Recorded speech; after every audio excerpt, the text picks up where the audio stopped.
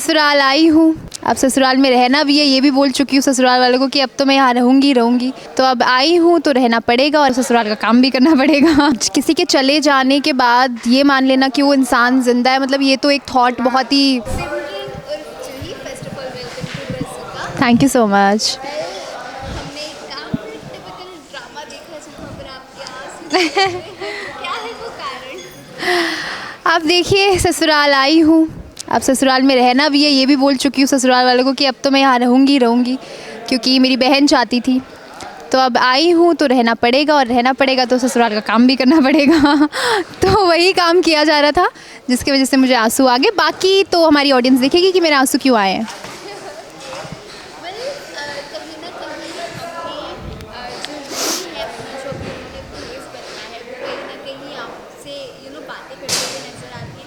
क्या कभी एक पल को जूही को ऐसा एहसास हुआ कि कहीं अपनी बहन जैसी वाइब आ रही है उसके अंदर से? मुझे ऐसा लगता है कि वो अनकॉन्शियसली उसको फील हो रहा है, बट वो क्योंकि किसी के चले जाने के बाद ये मान लेना कि वो इंसान ज़िंदा है, मतलब ये तो एक थॉट बहुत ही आगे का थॉट होता है। तो वो जूही के दिमाग में अभी तक नहीं आया है बिल्कुल भी, और ऐसा कुछ सिनेरियो बना भी नहीं है उसके सामने। हाँ, लेकिन जब भी वो मासी जी के साथ होती है तो उसको ऐसा लगता है कि कोई अपना इंसान है जिसको ये बहुत अच्छे से जानती है, और कई बार उसके लिए मासी जी के लिए वो कई बार चीज़ें सोच भी लेती है, उनके लिए बोल भी लेती है परिवार के सामने। जब उनको डिफेंड भी कर रही थी वो चोरी के इल्ज़ाम में, तो भी उसको लगा कि ये अचानक से मैं क्यों इतना डिफेंड कर रही हूँ, ये तो एक अनजान इंसान है जिससे मैं अभी शायद 2-3 दिन पहले मिली हूँ।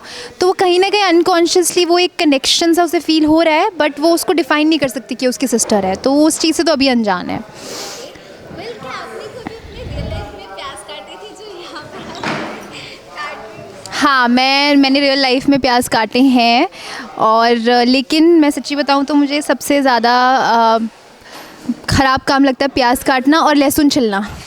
ये दोनों चीज़ें मुझे बिल्कुल भी पसंद नहीं है। प्याज मेरी मॉम कभी भी प्याज जब भी काटती हैं तो उनकी आदत है वो कभी लिविंग रूम में आके काट लेती हैं, तो मैं उन्हें हमेशा बोलती हूँ प्लीज़ लिविंग रूम में आके मत काटो, क्योंकि पंखे की वजह से उसके जो ऐसे आंसू आ जाते हैं बहुत ज़्यादा, जो उसका डोर होता है पूरी तरफ फैल जाता है।